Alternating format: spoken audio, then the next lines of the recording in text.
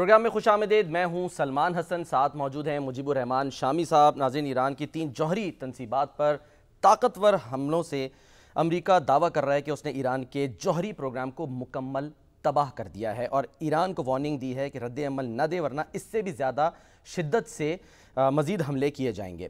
اور ساتھ ہی مذاکرات کے ذریعے امن کے قیام کی امید کا بھی اظہار کر دیا ہے، جبکہ ایران نے ان حملوں میں معمولی نقصان ظاہر کر کے ایٹمی پروگرام جاری رہنے کی بات کی ہے. اور ایرانی افواج کے ترجمان نے امریکہ کے خلاف طاقتور آپریشن کا اشارہ دیتے ہوئے کہا ہے کہ مسٹر ٹرمپ، یہ جنگ ہم ختم کریں گے.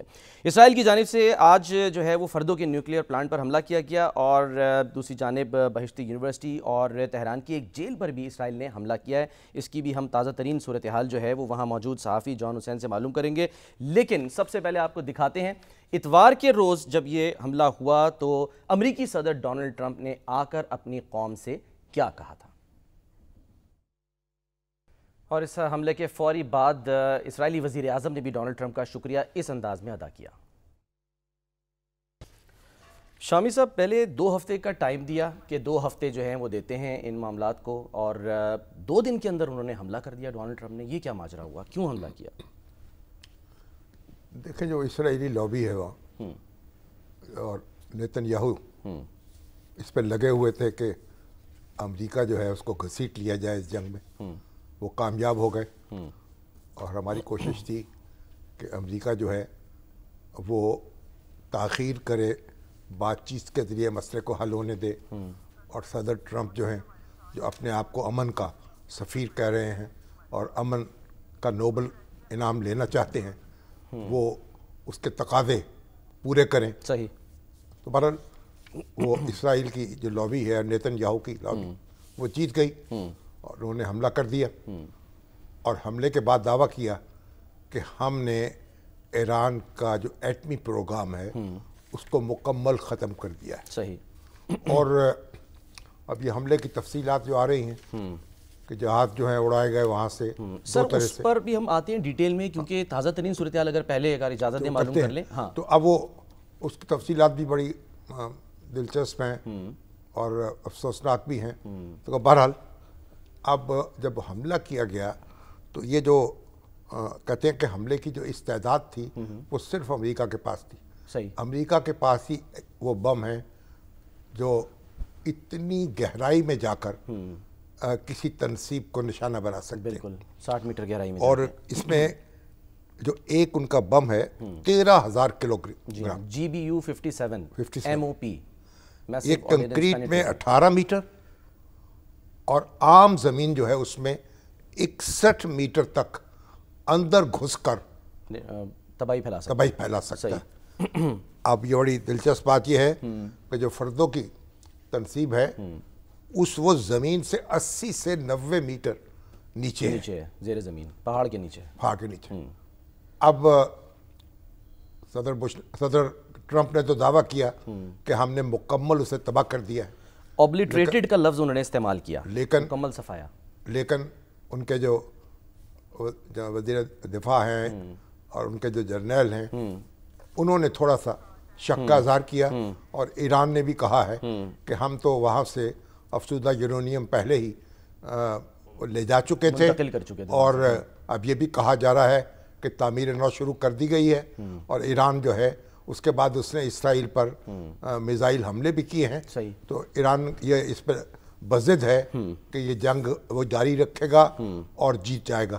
آج جو ان کے وزیر خارجہ ہیں راکچی، وہ آیت اللہ خامنائی کا خصوصی پیغام لے کر روس کے صدر پیوٹن کے پاس گئے ہیں اور وہاں دیکھتے ہیں کہ روس کس طرح سے ان سے تعاون کرتا ہے، ایرانی عوام کا ساتھ دینے کی بات ہے. تو بہرحال یہ جو ایک بہت ہی افسوسناک صورتحال پیدا ہوئی اور آج پاکستان کی قومی سلامتی کمیٹی جو ہے اس کا بھی اجلاس تھا، وزیر اعظم نے اس کی صدارت کی اور اس میں ہمارے آرمی چیف بھی موجود تھے، فیلڈ مارشل آصف منیر صاحب. انہوں نے اپنے دورہ امریکہ کی تفصیل بیان کی.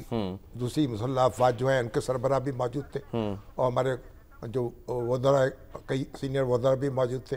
تو اس میں بہرحال اس کے بعد بھی اعلامیہ جاری ہوا ہے، اسرائیل کے حملے کی شدید مذمت کی گئی ہے، اور جو امریکی کارروائی ہے اس پر بھی شدید رنج و غم کا اظہار کیا گیا ہے، اور زور دیا گیا ہے کہ اب بھی یعنی سفارتکاری کے ذریعے سے اور بات چیت کے ذریعے سے اس مسئلے کا کوئی حل تلاش کیا جائے۔ سر میں اس پہ ذرا اور بھی آپ سے ظاہر مزید تبصرہ بھی چاہوں گا، لیکن کیونکہ جان حسین جو ہیں وہ بھی ہمارے ساتھ ہیں، جوائن کر رہے ہیں، اور ہمیں تہران یونیورسٹی کے head of Pakistan chair doctor Munir صاحب جو ہیں وہ بھی ہمارے ساتھ، زاہد منیر عامر صاحب، ان کو بھی ویلکم کرتے ہیں۔ وہ بھی پہنچے ہیں تہران سے اور بائی روڈ، بالکل، تو ان سے بھی پوچھیں گے کہ کیا وہاں پر حالات ہیں، ایگزیکٹلی مستقبل کیا ہے۔ لیکن سر جان کی طرف پہلے چلتے ہیں۔ جان، ذرا تازہ ترین صورتحال کائنڈلی، کیونکہ آپ وہاں سے مستقل اپڈیٹ کر رہے ہیں مختلف چینلز کو، کیا صورتحال ہے آج؟ جو ہے ایک تو جو فردو کا نیوکلیئر پلانٹ ہے اس پر اسرائیل کی جانب سے حملہ کیا گیا، یہ حملہ کیوں کیا گیا، اس کے بعد کیا اطلاعات آ رہی ہیں؟ پھر ایک یونیورسٹی جو ہے اس کو بھی نشانہ بنایا گیا، ایک جیل کے بارے میں کہا جا رہا ہے تہران میں، تو کیا اپڈیٹس ہیں تازہ ترین؟ دیکھیں 8 مختلف مقامات پہ اسرائیل نے اسٹرائک کیا ہے جہاں تک میری معلومات ہے۔ پہلے تو آپ کی فردو کی جو بات ہے وہ کر لیتے ہیں۔ فردو کو ہٹ ایگزیکٹلی فردو کو ہٹ نہیں کیا، فردو کے ساتھ جو روڈ جاتی ہے نا، مینٹیننس اور ریپیئر کی جو روڈ جاتی ہے اس کو ہٹ کیا گیا۔ اچھا، کوشش یہ ہے، بہرحال بولا جا رہا ہے کہ ریپیئر کے کام نہ ہونے دیے جائیں یا دوسرا جو ری بلڈنگ نہ کی جائے اس کی، تو پہلے تو دیٹ کلیریفیکیشن۔ دوسرا یہ جو ایون پریزنٹ کی آپ بات کریں، جیل کے اوپر جو مارا ہے، ایون پریزنٹ کے اوپر ایک یا تو منی ڈرون یا ریموٹ کنٹرولڈ ایکسپلوزیو، یہ دو چیزوں میں تھوڑا سا بھی کلیئرٹی نہیں ہے، but most likely it is a remote controlled explosive, اس کے تھرو حملہ کیا گیا ہے۔ وہ بھی انڈر کنٹرول ہے سچویشن، یہاں پہ گورنمنٹ نے دوبارہ ویڈیو بھی جاری کر دی ہے۔ تمام قیدی وہاں انٹیکٹ ہیں؟ کوئی وہاں سے کوئی ایسا کوئی، کیونکہ کہا جا رہا تھا کہ انٹرنس پہ حملہ ہوا ہے۔ جی وہ ویڈیو آپ کے سامنے آ جائے گی، انٹرنس پہ حملہ ہوا ہے۔ تو فلسطین اسکوائر کے اوپر حملہ کیا ہے، شہید بہشتی یونیورسٹی، آپ نے یونیورسٹی کا ذکر کیا، شہید بہشتی یونیورسٹی کے ایک ڈپارٹمنٹ کو نشانہ بنایا گیا ہے، اس کے اوپر حملہ کیا ہے۔ اس کے علاوہ ایک ہینڈ بال فیڈریشن کی بلڈنگ ہے، اس کے اوپر نشانہ بنایا گیا ہے۔ ملٹری بیسز کے اوپر ہٹ کیا گیا، بالکل ہٹ کیا گیا ہے، اسٹرائکس ہوئی ہیں اس کے اوپر، نو ڈاؤٹ۔ اور یہاں پہ کہا جا رہا ہے کہ شہادتیں ہوئی ہیں، 10 جو ہے وہ شہید ہوئے ہیں سپا کے لوگ۔ شہر رے میں آن دی ادر ہینڈ، میں آپ کو ایک اور ایڈیشنل چیز دے دیتا ہوں۔ شہر رے میں اس وقت 200 کلو گرام کا ایکسپلوزیو برآمد کیا گیا ہے اور آپریشنل ڈرونز برآمد کیے گئے ہیں۔ یہ ڈرونز بھی یہی ہے کہ یہ ڈرونز تیاری میں تھے کہ یہاں پہ کسی طریقے کا ایک اور اٹیک کیا جائے، اور کرج اور شہر رے دونوں میں مختلف مقامات پہ انٹرسیپشنز کر کے مساعد دیگر مختلف ایجنٹس کو بھی اریسٹ کیا گیا ہے۔ تو جون یہ بتائیے کہ جو ایئر ڈیفنس سسٹم ہے وہ کوئی ایگزسٹ نہیں کر رہا، کہ امریکہ کا بھی کہنا ہے کہ ہمارے طیاروں کو کسی قسم کی مزاحمت جو ہے وہ پیش نہیں آئی، اور آج اسرائیل نے بھی جو حملہ کیا ہے تو کسی نے اس کو روکا نہیں ہے۔ کیا تو ایئر ڈیفنس سسٹم جو ہے بالکل موجود ہی نہیں ہے سرے سے؟ دیکھیں سر، ایئر ڈیفنس سسٹم موجود ہے، لیکن یہ میرا پرسنل اوپینین ہے، میں یہ کہوں گا کہ اتنا اسٹرانگ نہیں ہے ایئر ڈیفنس سسٹم، کیونکہ ظاہر ہے ایران سینکشنز میں رہا، اس کو ٹیکنالوجیکل پارٹس امپورٹ نہیں کرنے دیے گئے، مختلف ملکوں کو سینکشن بھی لگا دی گئے، تو ٹوتھ پک سے لے کر راکٹ تک ہر چیز تو ایران خود ہی بنا رہا ہے۔ اچھا، جہاں تک یہ B-2 بامبرز، ان کو انٹرسیپٹ کرنا ویسے ہی ایئر ڈیفنس سسٹم جو ہے آئی تھنک اتنا آسان نہیں ہے کسی نارمل ملک کے لیے ایئر ڈیفنس سسٹم کو پینیٹریٹ کرے، ان کو ریٹیلیٹ کرے۔ جو اسرائیلی طیارے آ رہے ہیں، سوری اسٹیلتھ ٹیکنالوجی ہے ان میں، جی اسٹیلتھ ٹیکنالوجی، ایگزیکٹلی ریڈار کے اوپر انویزیبل ہوتے ہیں۔ اور دوسری بات جو یہ اپنے اسرائیلی جو ڈرونز آ رہے ہیں، بالکل سیلف ایئر ڈیفنس سسٹم کام کر رہا ہے۔ ہرمس 900 ڈرونز اسرائیل کے بہت ماڈرن ٹیکنالوجیکل ڈرونز ہیں، ان کو گرایا گیا ہے، باقاعدہ ایویڈنس موجود ہے۔ F-35 کے گرانے کے جو کلیمز ہیں وہ بھی ہیں اپنی جگہ، ویڈیوز آبویسلی ریلیز نہیں کر رہے، یا پائلٹ جو گرفتار کی ہیں خاتون، ان کا بھی نہیں بتایا ابھی تک، جیسے پاکستان میں بھی ہوا تھا، ریفائل گرائے تھے ہم نے، تو سینسیٹیو چیزیں ہوتی ہیں، اتنی جلدی نہیں، پوری انٹیروگیشن کے بعد یہ چیزیں ریلیز ہوتی ہیں، تو لیٹ سی کہ اس کا کیا ہوتا ہے۔ بہرحال لیکن ایئر ڈیفنس سسٹم موجود نہیں ہے، یہ میں نہیں کہوں، میں نے خود اپنی آنکھوں سے دیکھا ہے، چاہیں گے تو میں آپ کے چینل کو ویڈیوز بھی دے دوں گا۔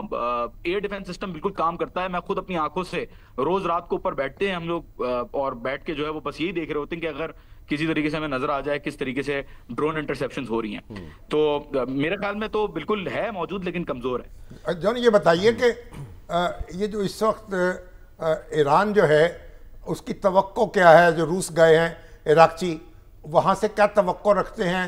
چین سے کیا توقع رکھتے ہیں؟ اور ایران کا ہدف کیا ہے؟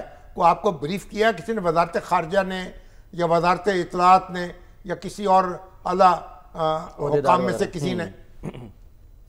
وزارت خارجہ میں ایک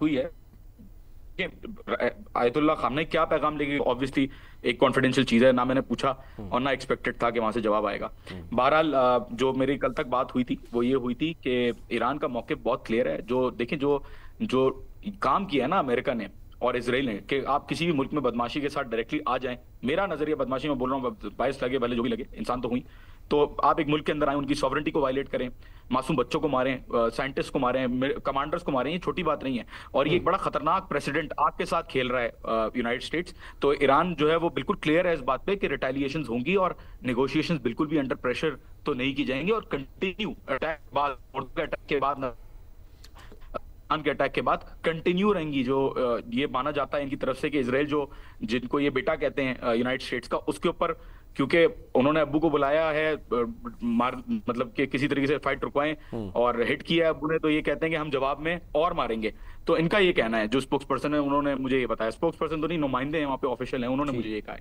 अच्छा, तो आज जो आपने कहा कि ये जो ड्रोन साथ जो है पकड़े गए हैं और यहाँ जो एजेंट हैं, तो ये खबरें यहाँ आ रही हैं कि रॉ से ताल्लुक़ रखने वाले अनासर भी वहाँ मौजूद हैं और खुद मुख्तलिफ जो इंडियंस हैं उनके भेस में भी वो काम कर रहे थे। इनमें कोई सदाकत आपने महसूस की है? देखें शामी साहब, ये बड़ी सेंसिटिव चीजें होती हैं, मैं इस पे अपना पर्सनल राय दे सकता हूँ। गवर्नमेंट का क्या मौक़िफ़ है ये मैं जो है ना वो नहीं मतलब मुझे नहीं पता कि गवर्नमेंट का इसका क्या मौक़िफ़ है। देखिए, 2 अफगान पकड़े गए हैं यहाँ पे अभी कुछ दिनों पहले, 2 अफगान जो पकड़े गए थे, जो लोकेशंस को सर्वेल कर रहे थे। कहा यह जाता है मतलब किसी ऑफिशियल सोर्स से नहीं, बल्कि आम तौर पे जो एनालाइज किया जाता है सिचुएशन को, वो इस तरीके से किया जाता है कि किस तरीके से अफगान नेशनल डायरेक्टली मोसाद के साथ कनेक्टेड है। पहला सवाल, मतलब इसके अंदर कैसे हो सकता है कि एक अफगान शहरी जो है वो इंफॉर्मेशन प्रोवाइड कर रहा है मोसाद को। तो उसके अंदर कहा यह जाता है कि इंडिया की जो रॉ है वो फैसिलिटेट कर रही है। और पास्ट में इंदिरा गांधी के दौर में भी उन्होंने रॉ इनसाइडर्स, आप रिपोर्ट देख लीजिएगा इंडिया टुडे की, उसमें उन्होंने आर्ग्यू किया है कि पास्ट में भी रॉ फैसिलिटेट कर चुका है इजरायली एजेंट्स को। जब यहाँ पे एक अर्जेंटीनियन पासपोर्ट लेके एक बंदा आया था तो फैसिलिटेट किया था। तो मेरा पर्सनल मौकिफ यही है कि ये बिल्कुल कटजोड़ नजर आता है इजराइल और मोसाद का, सॉरी रॉ का। और एक और बात बता दूं आपको, अभी जो ड्रोन्स जा रहे हैं ना, आराश 1, आराश 2, उनको जो इंटरसेप्ट कर रहा है सिस्टम, वो कोई डेविड स्लिंग या एरो या आयरन डोम इंटरसेप्ट नहीं कर रहा। जो उनकी इंटरसेप्शन हो रही है वो बाराक 8 से, बाराक 8 एक ऐसा सरफेस टू एयर मिसाइल है जो जो इंडिया और इजराइल ने मिलकर बनाया। It is a combined project. तो सामने फ्रंट पे भी चीजें जो है वो हमें नजर आ रही हैं, तो ऐसा अनरीजनेबल नहीं है कहना कि इंडिया फैसिलिटेट कर रहा है। ठीक, जॉन ये बताइएगा कि ईरान ने इसराइल पर 21वां कहा जा रहा है ना ये हमला किया है, और पहली बार ये इत्तलात आ रही है कि मल्टी वॉरहेड कदर H मिसाइल इस्तेमाल किए हैं। तो ईरान के पास क्या मजीद जो उसका जखीरा है मिसाइल का, उसमें मजीद सरप्राइजेस भी मौजूद हैं? जी बिल्कुल, जो मुझे ऑफिशियल से पता चलता है, बिल्कुल कहते तो यही है कि मौजूद है। और आपके सामने भी मीडिया में भी मतलब कोई ऐसी खबर, मतलब ये नहीं है कि कोई सीक्रेट है, बल्कि डिक्लेयर्ड भी किया हुआ ईरान ने कि अगर हम रोजाना 200 मिसाइल भी इजराइल के ऊपर दागें तो 2 साल तक अगर हम रोजाना 200 मिसाइल दागते रहें तो हमारा स्टॉक पाइल खत्म नहीं होगा। और बाकायदा देखिए अंडरग्राउंड फैसिलिटीज बड़ी लार्ज स्केल पे फैसिलिटीज मौजूद हैं जिनके अंदर इन्होंने मिसाइल्स को स्टोर किया हुआ है। तो आई वुड से कि बिल्कुल सरप्राइजेस, मेरे ख्याल में जो सरप्राइजेस हैं वो आने हैं। और ईरान भी ये कहता है कि आप देखिएगा सरप्राइज आएंगे, क्योंकि मैं खुद हैरान हो गया था जब पहली दफा इन्होंने नई मिसाइल लॉन्च की थी, सिजील का मॉडर्न वेरिएशन कहा जा रहा था उसको, तो उसको देख के मैं खुद भी हैरान हो गया था। और अब जो आपने कहा है मल्टी वॉरहेड 26 म्यूनिशंस उसके साथ कोलेटेड हैं या बहरहाल जो भी है, अब technology is yet to be seen कि वाकई में टेक्नोलॉजी कितनी है। इजराइल का भी आयरन डोम सिस्टम जो है वो फेल होता हुआ नजर आ रहा है अभी इन मिसाइल्स के अटैक में। ठीक है जॉन, बहुत बहुत शुक्रिया आपका, आप ताज़ा सूरत हाल से हमें आगाह कर रहे थे। सर एक सवाल जो मैं मतलब यानी कि आपसे भी, अगर ये कहा जा रहा है पहले जो लफ्ज़ इस्तेमाल हुआ डोनाल्ड ट्रंप से ऑब्लिटरेटेड, मुकम्मल तबाह, फिर आपने हवाला दिया जनरल डैन केन का जो कि जॉइंट चीफ्स ऑफ स्टाफ हैं उसके सरबरा, वो कहते हैं कि जी अभी कबल अज़ वक्त कहना कि ईरान जौहरी सलाहियत रखता है या नहीं, यानी अभी मामला आ रहे हैं। ये कह रहे हैं कोई ताबकारी नहीं हुई है। तो अगर ये मान लिया जाए कि मुकम्मल तबाही कर दी है अमेरिका ने ईरान के ये जो न्यूक्लियर प्लांट से, तो फिर सीज़ फायर क्यों नहीं कर रहा है इसराइल, फिर इसको क्यों तूल दे रहा है? नहीं, अमेरिका तो ये कह रहा है कि सीज़ फायर अब करने में हम तैयार हैं और बातचीत शुरू करें आप। ठीक, لیکن ابھی تک یہ سیز فائر کی بات جو ہے وہ قبول نہیں ہو رہی، اور ابھی یو این او میں جو ڈسکشن جاری ہیں، جی اب دیکھتے ہیں وہاں کیا ہوتا ہے، وہاں کوئی کنسنسس ریزولوشن منظور ہو جاتا ہے یا نہیں، یا ویٹو ہو جاتا ہے امریکہ کی طرف سے. یا ویٹو ہوتا ہے. تو اس کا مطلب یہ کہ آپ جنگ بندی نہیں چاہتے. تو ایران کا تو کہنا یہ ہے کہ آپ جنگ بند کر دیجئے، بات چیت ہوگی اس کے بعد. صحیح. تو اب یہ بہرحال اس وقت ایک ابہام ہے، اور کیسے وہ دور ہوگا اب یہ واقعات جو ہیں جب آگے بڑھیں گے تو ہمیں پتہ چلے گا. ٹھیک ہے سر، ذرا شامل گفتگو کرتے ہیں. ڈاکٹر صاحب کو بھی ظاہر ہمارے ساتھ موجود ہیں کیونکہ وہاں موجود رہے. زاہد منیر عامر صاحب ہمارے جنگ ہو رہی تھی، بہت بڑے دانشور، بہت بڑے استاد، محقق اور مصنف، اور یہ 2024 میں وہاں تشریف لے گئے تھے پاکستان چیئر پر تہران یونیورسٹی میں، اور فارسی کے بہت بڑے عالم ہیں، اور بڑی گہری نظر ہے ان کی تاریخ پر بھی اور حالات پر بھی. اور ابھی یہ یعنی بائی روڈ سفر کر کے، طویل سفر کر کے واپس پہنچے ہیں. تو ڈاکٹر صاحب آپ وہاں مقیم تھے جب یہ جنگ شروع ہوئی، اور پھر کئی دن آپ وہیں رہے، اور وہاں سے پھر ایک طویل سفر کر کے پاکستان پہنچے. تو کیا دیکھا آپ نے، اور کیا رد عمل تھا آپ کا، اور کیا صورتحال وہاں درپیش تھی؟ یہ دوسرا موقع ہے کہ ہم نے تہران میں رہتے ہوئے ایران پر اسرائیل کا حملہ دیکھا. اس سے پہلے اکتوبر 2024 میں بھی یہ سب کچھ ہوا، اور ہم نے ایرانی عوام کا رد عمل دیکھا. اور جب اس حملے کے جواب میں ایران نے اسرائیل پہ حملہ کیا تو اس وقت جو جوش و خروش تھا شہروں میں، بازاروں میں، سڑکوں پر، وہ دیدنی تھا. اس قدر یعنی عوام باہر نکل آئے اور انہوں نے اپنے جذبات کا اظہار کیا اور مسرت کا اظہار کیا کہ ایران نے جب اسرائیل پہ حملہ کیا ہے. اور اس کے بعد ظاہر ہے کہ آپ سب جانتے ہیں کہ صورتحال سنبھل گئی تھی. تو اب جب یہ دوبارہ سے حملہ ہوا ہے، یعنی جمعرات اور جمعے کی درمیانی شب کو یہ حملہ ہوا، تو جمعے کے روز میں نکلا ہوں شہر میں، تو بالکل نارمل زندگی تھی، اور کسی طرح کا کوئی اثر شہر پہ، معاشرے پہ، لوگوں پہ ایسا نظر نہیں آ رہا تھا کہ وہ کوئی خوفزدہ ہو گئے ہوں، پینک سچویشن نہیں تھی وہاں پہ. بالکل نہیں، بالکل کوئی ایسی پینک سچویشن نہیں تھی. بڑے مضبوط لوگ ہیں، اور بڑے یعنی ڈٹرمنیشن کے ساتھ وہ اپنی قومی وحدت پر یقین رکھنے والے لوگ ہیں، اور اپنے تہذیبی سرمایے اور اپنی تاریخ پر بہت زیادہ فخر کرنے والے لوگ ہیں. تو باقی جو غیر ملکی تھے ان کے لیے یہ مشکلات تھیں کہ وہ چاہتے تھے کہ باہر چلے، اپنے اپنے ملکوں کو چلے جائیں، اور پھر ان کی ایمبیسیز نے فیسیلیٹیٹ کیا انہیں، اور وہ اپنے اپنے ممالک کے لیے روانہ ہوئے. پہلے چند دنوں میں تو کوئی اس کی ضرورت بھی محسوس نہیں ہوئی، لیکن بعد میں جب حالات ذرا خراب ہونے لگے اور جنگ طول پکڑ گئی جنگ، اور رابطوں میں رکاوٹ آ گئی. اور پھر خاص طور پر وہاں تہران میں ایک بڑا منطقہ ہے جسے تجریش کہتے ہیں، وہاں کا جو واٹر سپلائی سسٹم ہے اسرائیل نے اس پہ میزائل مارا، اور جس کے بعد اس سارے منطقے کا پانی بند ہو گیا. تو اس سے کافی دقت محسوس کی جانے لگی، اور پھر لوگوں کا یہ خیال ہوا کہ کہیں دوسری جگہوں پر منتقل ہونا. ظاہر ہے کہ پانی کے بغیر زندہ رہنا بہت مشکل ہوتا ہے. تو پھر پاکستانی سفارت خانے نے فیصلہ کیا کہ پاکستانی جو ہیں وہ بھی، ان کا بھی انخلا ہو جائے. جی، حکومت پاکستان نے یہ فیصلہ کیا کہ پاکستانیوں کو لایا جائے، اور سفارت خانہ پاکستان نے اس پہ عمل کیا. اور پہلے روز جو ہے وہ طالب علموں کو متعدد بسوں کی شکل میں تفتان کے بارڈر کے ذریعے سے پاکستان بھیجا گیا، اور اس کے بعد اگلے روز سفارت خانہ پاکستان کا عملہ اور ECO کا عملہ، جو اکنامک کوآپریشن آرگنائزیشن ہے، اور اس کا ذیلی ادارہ ہے ECI، cultural institute, economic cooperation organisation کا کلچرل انسٹیٹیوٹ، اس کے عملے کے لوگ، یہ ہم سب لوگ جو تھے وہ 4 بسوں میں ہم اکٹھے. کل پاکستانی جو تھے وہاں کتنے تھے؟ 4 بسوں میں سما گئے؟ جی نہیں، اس سے پہلے ایک دن یعنی طالب علموں کا قافلہ ایک آ چکا تھا، اور یہ ہماری 4 بسوں سے پہلے بھی طالب علموں کا قافلہ ایک روانہ ہوا، پھر ہم آئے، اور ہمارے سے اگلے دن جو ہے وہ سفارت خانہ پاکستان کے دیگر افسران جو ہیں، کچھ زائرین بھی تو گئے ہوں گے نا وہاں. جی زائرین یہ تو ویسے بھی اب اس سیزن میں تو جاتے ہی ہیں، تو محرم آ رہا ہے تو جانے کا ٹائم ہوتا ہے. ایران میں زائرین کا تو ایک ہوتا ہے. آپ نے کس راستے سے آپ پہنچے یہاں؟ طالب علموں کو تو تفتان کے راستے سے بھیجا گیا، کوئٹہ کے راستے سے. ہم لوگ جو آئے ہم تہران سے لطف آباد آئے. لطف آباد یعنی یہ وہ بارڈر ہے جو ترکمانستان کے ساتھ ملتا ہے. تو یہ تقریباً کوئی ہمارا 18-19 گھنٹے کا سفر تھا جو ہم نے تہران سے بسوں کے ذریعے سے لطف آباد تک کیا, اور پھر لطف آباد سے وہ بارڈر کراس کر کے ہم ترکمانستان میں داخل ہوئے جسے اشک آباد کہا جاتا ہے, میں تو اسے عشق آباد کہتا ہوں.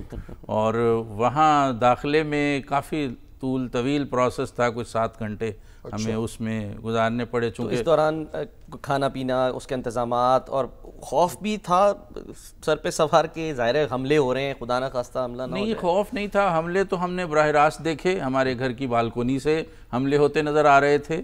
اور یہ جو صدا و سیما ٹیلی ویژن ہے سرکاری, اس پہ جو وہ میزائل گرایا گیا, وہ ایک ویڈیو آپ سب نے دیکھی ہوگی کہ سحر امامی جس میں وہ جی وہ پڑھ رہی ہیں, اور وہ چھت سے پھر گرتے ہیں سامان, اور پھر وہ تھوڑی دیر کے بعد انہوں نے دوبارہ سے پڑھا. وہ بالکل ہمارے گھر کے قریب ہے. آپ تہران یونیورسٹی میں آپ کی اقامت تھی؟ جی نہیں, تہران یونیورسٹی میں نہیں, تہران یونیورسٹی سے کافی دور ایک جگہ ہے پارک وے, وہاں پر ہماری رہائش ہے. وہیں پر یہ صدا و سیما کا اسٹوڈیو ہے, جو کہ بہت ہیوج اسٹوڈیو ہے, بہت ہی غیر معمولی, پورا ایک شہر سمجھ لیجئے, وہ بالکل ہمارے گھر کے ساتھ ہے.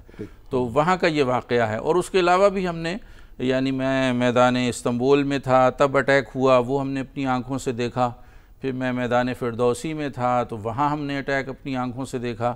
اور جب ہم بسوں میں سوار ہو رہے تھے سفارت خانہ پاکستان سے یہ ترکمانستان آنے کے لیے, تو عین اس وقت بھی اٹیک ہوا, اور وہ بہت زوردار اٹیک تھا, وہ بہت سے لوگوں نے سب نے دیکھا. ڈاکٹر صاحب, جب ہم نے دیکھا ہے کمپیریزن ہم کریں, اسرائیل میں اس وقت جو حملے ہو رہے ہیں اس میں تو لوگ خوف کے مارے, ڈر کے مارے, ظاہر انہوں نے بنکرز بنائے ہوئے, وہاں چلے جاتے ہیں, اپنی حکومت کو کوس رہے ہیں, کلیم داخل کر رہے ہیں, وہ وہاں پہ ایک پینک سچویشن ہے. ایسی سچویشن کہ آپ نے اس وقت ایران میں نہیں, بالکل بھی نہیں. اچھا, بلکہ اتنا انٹرسٹنگ ہے کہ یہ میدان فردوسی میں اور میدان استنبول میں جب میں نے حملے دیکھے تو لوگ اپنا کاروبار چھوڑ کر, چونکہ بازار بھرے ہوئے ہیں, دکانیں کھلی ہیں, ٹریفک چل رہا ہے, سب کام کاج چھوڑ کر وہ سڑک پر آ کر جمع ہو جاتے ہیں, اور وہ آسمان پہ وہ منظر دیکھتے ہیں, اور ویڈیوز بناتے ہیں, تصویریں بناتے ہیں, اور جب وہ حملہ ختم ہو جاتا ہے پھر اپنے اپنے کام میں چلے جاتے ہیں. یعنی جو حکومت ہے اس پہ مکمل اعتماد ہے ان کا, اس سے جڑے ہوئے ہیں لوگ. حکومتوں کے بارے میں تو اختلاف رائے معاشروں میں ہوا ہی کرتا ہے, لیکن یہ کہ اس صورتحال میں کوئی ایسی بات وہاں دیکھنے میں نہیں آئی کہ لوگ حکومت کے خلاف اٹھ کھڑے. اس حملے کے فوری بعد جو تہران میں بھی احتجاج ہوا, اس میں مسعود پزشکیان بھی شامل تھے, تو شریک تھے, اور وہاں لوگ مرگ بر امریکہ, مرگ بر اسرائیل کے نعرے لگا رہے تھے اور ساتھ دے رہے تھے سارے کے سارے لوگ جو موجود تھے. اتفاق کی بات ہے کہ جس روز یہ حملہ ہوا اس سے اگلے ہی دن عید غدیر تھی. اب عید غدیر کا جو جلوس تھا وہ خیابان انقلاب سے جانا تھا. خیابان انقلاب وہ تہران کی مشہور ترین سڑک ہے جو تہران یونیورسٹی کے سامنے ہے, اور اسی پر ایک بہت بڑا چوک ہے جسے میدان انقلاب کہا جاتا ہے. تو وہ جلوس جو تھا وہ فتح اور مسرت کے جشن میں تبدیل ہو گیا. سر اس پہ ہم مزید بھی بات کرتے ہیں, ہمارے ساتھ ہی رہیے. کوئک ہم نے بریک لینی ہے, چھوٹی سی بریک لیتے ہیں, بریک کے بعد ہم واپس آتے ہیں, ڈاکٹر صاحب سے گفتگو کا سلسلہ جاری رہے گا, ہمارے ساتھ رہیے.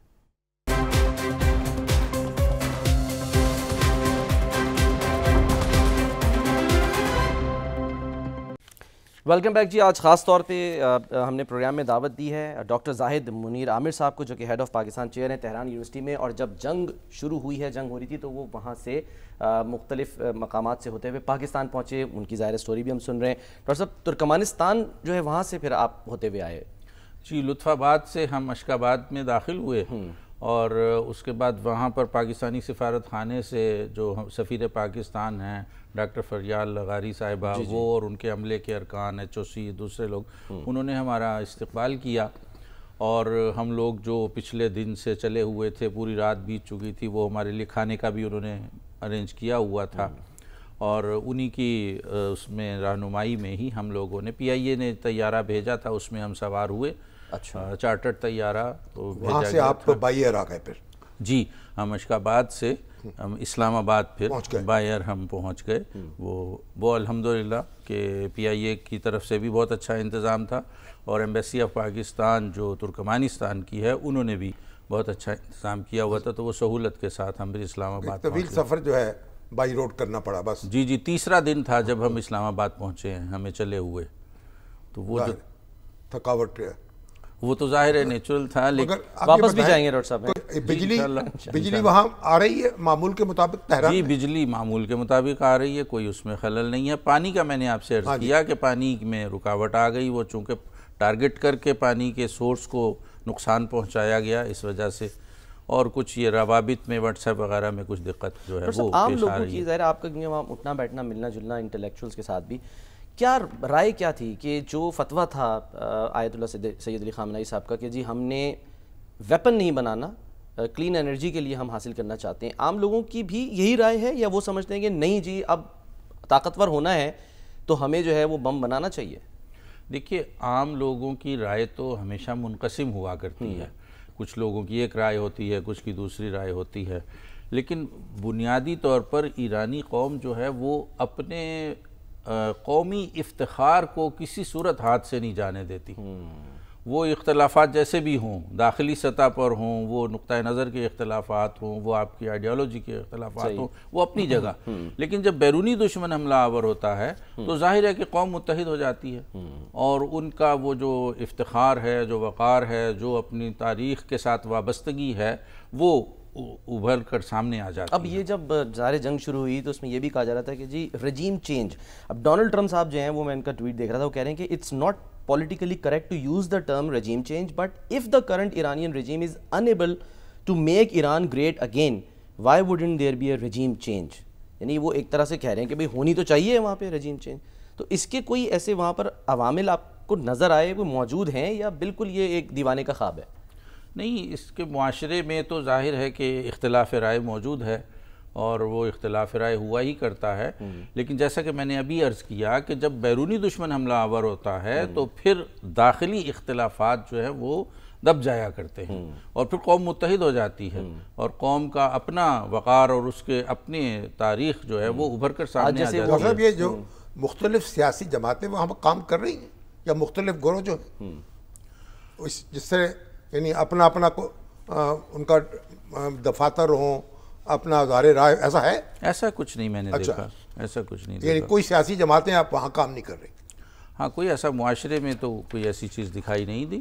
ٹھیک، تو کیا یعنی جو برسر اقتدار جماعت ہے وہ جماعت تو ہوگی نا، پر اس کا مطلب یک جماعتی وہاں نظام ہے؟ نظام ہے، یعنی وہ جماعت اس کو کہا جا سکے یا نہ کہا جا سکے، بہرحال وہ ایک جو سسٹم انہوں نے ڈیولپ کر لیا ہے وہ بڑا مستحکم ہے، وہ اپنی جگہ پر انٹیکٹ ہے۔ اب اسے یک جماعتی کہیں گے یا غیر جماعتی کہیں گے؟ ہاں اب یہ کسی یہ رائج اصطلاحات کے پیمانے میں اس کو لانا مشکل ہے، اس لیے کہ وہ پولیٹیکلی ڈیموکریٹک بھی ہے، اور ریلیجیس پوائنٹ آف ویو سے ولایت فقیہ کا بھی اس کے اندر حصہ ہے، تو یہ دونوں چیزیں مل کر ایک نظام کی تشکیل کر رہی ہیں۔ اور جو ان کے آیت اللہ خامنہئی ہیں ظاہر ہے وہ تا حیات ہیں، جو امام ہیں وہ تا حیات اپنے فرائض سر انجام دیتے رہیں گے۔ جی آیت اللہ خامنہئی صاحب جو ہیں وہ بہت ہی ویژنری شخصیت کے مالک ہیں، اور ہمارے لیے سب سے زیادہ دلچسپی کی بات یہ ہے کہ وہ علامہ اقبال کے بہت بڑے عاشق ہیں، اور وہ اقبال کو اس قدر کوٹ کرتے ہیں، یعنی ہزاروں شعر انہیں یاد ہیں، اور ان کا ایک کتابچہ ہے اقبال ستارہ بلند مشرق، اگر اسے دیکھا جائے تو وہ بہت سے پاکستانی اقبال شناسوں سے زیادہ اقبال کو سمجھتے ہیں۔ اسی طرح پاکستان کے حوالے سے ان کی ایک کتاب ہے مسلمانان در نہضت آزادی ہندوستان، جس میں انہوں نے سلطان ٹیپو سے لے کر قائد اعظم محمد علی جناح تک ہماری تحریک آزادی کی ساری تفصیل جو ہے وہ بیان کی ہے، ترجمہ بھی کیا ہے ایک عربی کتاب سے، اور وہ بہت گہری نگاہ رکھتے ہیں اس سارے منظرنامے پر۔ امام خمینی کے بعد وہ آج منتخب ہوئے، ولایت فقیہ کا منصب پہ فائز ہوئے، اور اب تک وہی چلے آ رہے ہیں۔ جی وہ پہلے صدر مملکت بھی رہے ہیں، پہلے وہ ایران کے صدر مملکت تھے، اور یہ ان کے شاگرد ہیں، اور اب جو ہے وہ رہبر معظم کا منصب انہی کے آج سے کئی برس پہلے وہ پاکستان آئے تھے، جی یہاں گورنر، اس میں ہماری ان سے ملاقات بھی ہوئی، ہم نے ان سے گفتگو کی، خامنہئی صاحب سے؟ خامنہئی صاحب۔ اچھا، ہاں اس وقت یعنی وہ نیا ان کا اقتدار تھا، اچھا، جنرل ضیاء الحق کے دور کی بات ہے۔ جی وہ مزار اقبال پہ بھی گئے تھے، اور وہ کہتے ہیں کہ چون چراغ لال سوزم در خیابان شما، ای جوانان عجم جان منو جان شما، یہ جو اقبال کی غزل ہے یہ ایرانیوں ہی کے لیے لکھی گئی، اور وہ کہتے ہیں کہ اقبال نے ایرانیوں ہی سے خطاب کیا ہے۔ بڑا حصہ تو فارسی میں ہے جی 2/3 پوئٹری جو ہے اقبال کی فارسی میں ہے. ڈاکٹر صاحب یہ بتائیں کہ جو عام آدمی ہے وہ پاکستان کے بارے میں کیسے سوچتا ہے اور جنگ کے بعد ان کی کیا توقعات تھی پاکستان سے؟ عام آدمی پاکستان کے بارے میں بہت پازیٹیو نقطہ نظر رکھتا ہے اور پاکستانیوں کو اپنے دوست ملک کی حیثیت سے جانتا ہے. اور مجھ سے اکثر لوگ پوچھتے ہیں کہ کیا پاکستان میں فارسی بولی جاتی ہے؟ اچھا میں انہیں بتاتا ہوں کہ نہیں، وہ فارسی کے بہت قریب ہے ہماری. بولی جاتی تھی ہاں، یعنی وہ یوں تو تاریخ اردو میں تو شامل 700 سال تک ہماری سرکاری زبان فارسی رہی ہے. اب یہ لوگوں کو معلوم نہیں ہے. تو یعنی حتیٰ کہ مہاراجہ رنجیت سنگھ ہیں، ان کے دربار کی زبان بھی فارسی تھی. اور ایران کے جو بڑے بڑے شعراء تھے اس زمانے کے، وہ ایران سے ہجرت کر کے ہندوستان آتے تھے. جیسے مثلا نظیری نیشاپوری ہے، صاحب اصفہانی ہے، عراقی ہے، اس طرح بہت بڑے بڑے شعراء جو ہیں وہ ہندوستان آتے تھے. یہاں ان کی حوصلہ افزائی ہوتی تھی اور یہاں آنے کے بعد ان کے فن میں نکھار آتا تھا اور انہوں نے بہت کچھ تخلیق کیا. یعنی جنگ کے بعد جو پاکستان نے موقف اختیار کیا تو وہاں لوگوں نے اس کو اپریشیٹ کیا، بہت اپریشیٹ کیا. بلکہ مجھے تہران یونیورسٹی کے بعض اساتذہ نے میسیجز کیے کہ ہم اپنے جذبات اہل پاکستان تک پہنچانا چاہتے ہیں، جذبات تشکر پارلیمنٹ میں بھی اظہار کیا گیا تھا اس کا، جب پارلیمنٹ میں بھی اظہار کیا گیا تھا اس کا، نعرے لگے تھے پاکستان کے. اور ابھی کچھ عرصہ پہلے جب پاکستان اور ہندوستان کا معرکہ ہوا تو اس وقت بھی بے شمار اساتذہ نے، طالب علموں نے میسیجز کیے اور اپنی مسرت کا اظہار کیا اور اہل پاکستان کو بہت داد دی. اور اب خاص طور پر اس موقف پر جو پاکستان نے اختیار کیا اس پہ بہت زیادہ تشکر کا جذبہ وہاں پیدا ہوا اور اس کا بڑے پیمانے پر اظہار ہوا ہے. ڈاکٹر صاحب آپ کی تاریخ پہ بھی بڑی گہری نظر ہے. آپ پاکستان جو ہے اس کو کیا کردار ادا کر سکتا ہے اس معاملات کو میں سفارتکاری کے ذریعے کچھ پیش رفت ممکن ہو سکتی ہے؟ میں تو سمجھتا ہوں کہ تمام طرح کی پیش رفت سفارتکاری ہی کے ذریعے ہو سکتی ہے، ورنہ تو جنگ و جدال ہے اور جنگ و جدال کو روکنے کا راستہ بھی سفارتکاری ہی ہے. اور پاکستان کی سفارتکاری اس اثناء میں خاصی کامیاب رہی ہے. اور ابھی جو OIC کا اجلاس ہوا وہ افسوس ہے کہ وہ اس درجے کا اجلاس نہیں ہوا، یعنی سربراہی اجلاس چاہیے تھا، وزراء خارجہ کا اجلاس ہوا ہے. تو اگر پاکستان اس سلسلے میں کوئی کردار ادا کر سکے، چونکہ یہ ایران کے تحفظ کا سوال نہیں ہے، یہ تو خود پاکستان کے تحفظ کا سوال ہے. سر یہ اسی کیونکہ اس سے بات اگر جڑی ہے، ہرمز جو ہے وہ بند ہو جاتی ہے تو اس سے تو پھر چین بھی متاثر ہوگا، پاکستان بھی متاثر ہوگا. تو میرا خیال کہ وہ تو کوئی اس سے تو پیچیدگی بڑھے گی. ظاہر ہے وہ تو ایک حالت جنگ میں ہیں اور حالت جنگ میں تو ہر اقدام کیا جاتا ہے جو بھی ممکن ہے، اور انہوں نے یہ فیصلہ کر لیا ہے. ابھی عمل نہیں کیا اس پہ، مگر آپ سمجھتے ہیں کہ اس سے صورتحال پیچیدہ ہوگی؟ صورتحال پیچیدہ تو یقیناً ہوگی، لیکن اگر پاکستان جیسے دوست ممالک اپنی سفارتی کوششوں کے ذریعے سے معاملے کو مذاکرات کی سطح پر لے آئیں، اور وہ مذاکرات نہیں جو ایک ڈسیپشن کا طریقہ ہے، حقیقی معنوں میں مذاکرات کی سطح پر لے آئیں، تو اس صورتحال کو جلد از جلد جو آپ نے ڈاکٹر صاحب کہا، یہ ڈسیپشن آپ کو لگا کہ یہ ڈونلڈ ٹرمپ امریکہ کی طرف سے بھی ڈسیپشن ہوا ہے؟ جس طرح سے انہوں نے 2 ہفتے کا کہا، 2 ہفتے کا تھا اور 2 دن کے بعد جو ہے وہ حملہ ہو گیا. ظاہر ہے میں ان مذاکرات کی بات نہیں کر رہا، میں کہہ رہا ہوں کہ حقیقی معنی میں اگر مذاکرات کی میز پر بٹھا دیا جائے اور پاکستان اپنا کردار ادا کرے، جو کہ جس کے لیے پاکستان تیار ہے، تو صورتحال سنبھل سکتی ہے اور بربادی کو روکنے کی ضرورت ہے. سر بلاول بھٹو زرداری صاحب نے آج کچھ خدشات کا اظہار کیا ہے، ذرا سنتے ہیں. وہ آج قومی اسمبلی میں تھے، وہاں انہوں نے کیا فرمایا. انہوں نے ایک بار پھر نیتن یاہو کو جو ہے وہ یعنی نریندر مودی کو نیتن یاہو کی سستی کاپی قرار دیا، اور کیا کہا، خدشات کیا تھے، ذرا سنیے. The United States conducted a more expansive attack on Iran's nuclear sites, and the Israeli government is forcing the United States public into a war that the people of the United States do not support. We strongly and vociferously condemn the US strikes. This time first they came for the Palestinians, but the world did not speak out because they weren't Palestinian. Then they came for the Lebanese, but we did not speak out because we were not Lebanese. And then they came for the Yemenis, but we did not speak out because we're not from Yemen. And now they have come for Iran. If we do not speak out, Mr. Speaker, there will be no one left when they come for us. The Israeli regime's aggression across the region must be stopped. یعنی پہلے وہ فلسطین پر حملہ آور ہوئے، لبنان پر ہوئے، پھر اس کے بعد یمن پر ہوئے، اب ایران پر ہوئے، اب وہ کہتے ہیں کہ اگر ہم نہیں بولے تو کل کو ہم پر ہوں گے تو پھر ہمارے لیے بھی کوئی نہیں بولے گا. ظاہر ہے کہ ہمیں اتحاد کا مظاہرہ تو کرنا ہے، لیکن اتحاد کا مظاہرہ بھی کرنا ہے اور حکمت سے کام بھی لینا ہے اور فراست سے کام بھی لینا ہے اور آگے بڑھنا ہے. دیکھیے جنگ جو ہے اس کو جتنا بھی پھیلائے، جتنی بھی طول پکڑ جائے، اس سے نتیجہ کیا ہوگا؟ تباہی. اس لیے ہمیں کوشش کرنی چاہیے. پاکستان اور دوسرے مسلمان ملک ہیں وہ اس کے، اور اس وقت دیکھیے روس کیا موقف اختیار کرتا ہے اور چین کیا کیا کردار ہے، سب مل کے اگر اقدام کریں اور تو یہ صورتحال کو کسی نہ کسی حد تک سنبھالا. لیکن سب سے امپورٹنٹ جو رول ہے وہ تو ایران کا اپنا ہے نا، کیونکہ ظاہر ہے اس نے کیا کرنا ہے. وہی اگر یہ کہہ رہا ہے کہ جی ہم اس کا بدلہ لیں گے شدید، اور وہ کیا وہ امریکی جو تنصیبات ہیں اس خطے میں ان پر اگر حملہ آور ہو جاتا ہے تو پھر کیا نتائج؟ ایران جو ہے میدان جنگ میں ہے. اب وہ یہ تو بیان نہیں کرے گا کہ ہم جناب بس ہار مان لیں گے، ہتھیار ڈال دیں گے. وہ تو ظاہر ہے اس کو تو ایک حوصلے کا اور عزم کا ثبوت دینا ہے. لیکن بہرحال یہ بات چیت بھی جاری ہے. اس وقت اقوام متحدہ سیکورٹی کونسل کا اجلاس بھی ہو رہا ہے، وہاں روس میں عراقچی کا دورہ بھی ہو رہا ہے، چین سے بھی روابط ہے. تو کوئی ایک یعنی یہ تو چیزیں، اس کا مطلب یہ نہیں ہے کہ سفارتکاری سے انکار کیا جا رہا ہے. اور سفارتکاری جو ہے اس کو تو بروئے کار آنا ہوگا.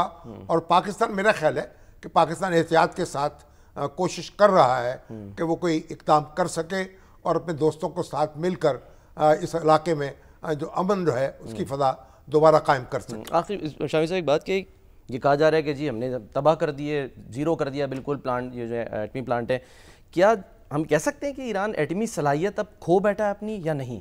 دیکھیے اگر آپ کہہ رہے ہیں کہ کھو بیٹھا ہے تو پھر جھگڑا کس بات کا ہے؟ ہاں پھر سیز فائر ہو جائے، پھر ختم ہو جائے معاملہ، تو ختم ہوئی بات. آپ تو بڑے یقین کے ساتھ آپ نے کہا ہے کہ کھو بیٹھا ہے، اور ایران بار بار یہ کہہ رہا ہے کہ ہم ہتھیار بنانا نہیں چاہتے، ہم جوہری ہتھیار نہیں بنانا چاہتے. تو جب ایران کو بھی سوچنا چاہیے کہ جب اس کا دعویٰ یہ ہے تو پھر اسے یہ یقین بھی دلانا چاہیے اپنے دوستوں کو بھی اور مخالفوں کو بھی کہ وہ یورینیم کی ایسی افزودگی نہیں کر رہا جس سے ہتھیار بنایا جا سکے. تو ایران اپنے دعوے کے مطابق جو ہے بھی تو اس کو کام کرنا ہوگا. اور اگر وہ کہہ رہے ہیں کہ ہم نے تو تباہ کر دی صلاحیت، تو پھر آگے ان کو آگے ضرورت کیا ہے؟ پھر اسرائیل کا ہاتھ روکیں اور سفید جھنڈا لہرا دیں. سر ایک بس آخری بات، ڈاکٹر صاحب کا بھی ظاہر ہے ہم نے وقت دیا. سنتاس معاہدے سے متعلق بلاول بھٹو صاحب نے کہا ہے، تو کیا ہم یہ سمجھیں کہ اب جنگ میں جانے والے ہیں ہم؟ کیونکہ وہ تو کہہ رہے ہیں اگر بھارت آگے بڑھتا ہے اور وہ رخ چینج کرتا ہے دریاؤں کے تو پھر ہم جنگ کریں گے اور 6 کے 6 دریا جو ہے وہ ہم لے لیں گے. دیکھیں ایک دن میں رخ بدل نہیں سکتا. ٹھیک. اور یہ لمبی بات ہے اور اس میں کوئی جلدی نہیں ہے. اور ہو سکتا ہے کل انڈیا میں کیا ہوگا، نریندر مودی جو ہے کب تک برسر اقتدار ہوں گے، صحیح، کوئی انڈیا کے لوگوں کو ہوش آ جائے، وہاں ان کی قیادت تبدیل ہو جائے، رجیم چینج وہاں بھی تو ہو سکتی ہے نا. اور یہ جو اچھا اور اس موڈ بدل سکتا ہے. تو ہمیں تیار تو ضرور رہنا چاہیے، لیکن ہمیں اس میں کوئی جلد بازی کی ضرورت نہیں ہے. تیل دیکھیں اور تیل کی دھار دیکھیں اور اپنی تیاری رکھیں. اور انشاءاللہ میرا خیال ہے کہ انڈیا کے اندر بھی یہ ہوش آئے گا جو اہل اقتدار ہیں اور انڈین، کہ بھئی وہ اس طرح کے اقدامات نہ کریں. جو مسائل حل طلب ہیں ان کو حل کریں، جو حل ہو چکے ہیں ان کو دوبارہ پیدا نہ کریں. ٹھیک ہے، ٹھیک ہے. ڈاکٹر زاہد منیر صاحب ہمارے ساتھ موجود ہیں. سر بہت بہت شکریہ آپ کا. ایک بریک لیتے ہیں، بریک کے بعد ہم واپس آتے ہیں.